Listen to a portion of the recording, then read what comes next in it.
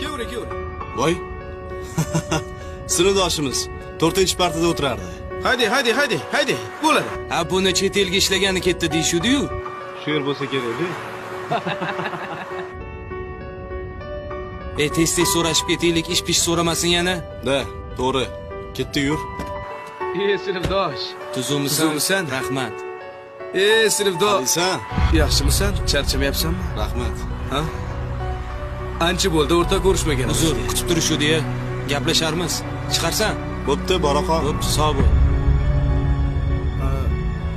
Shotmi ishxonanglar? Shotdi. Zo'r ekan.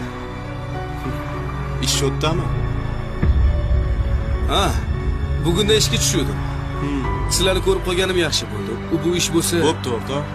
Bizning strechalar bor edi. Mana ish haqi. Ko'rishamiz. O'zing ehtiyot qil. menga qara. Mamit xo'jayinlarini taniysanmi? Ha, taniyman. Meni sinfdoshlarimniki ekan. 10 yil bo'ldi ko'rmaganimga. Meni kiyimlaringni ukam menga berib turdi. Voy, aka, ishim qolib ketdi, ishim. Pulingni beraman. O'rtoqlarimga surpriz qilmoqchiman.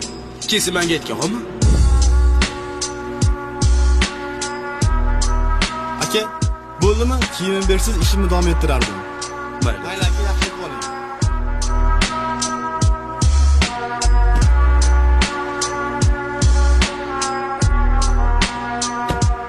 Ba'zida haqiqiy do'stlarni ajratib olish uchun omadsiz rolini ham o'ynab turish kerak ekan.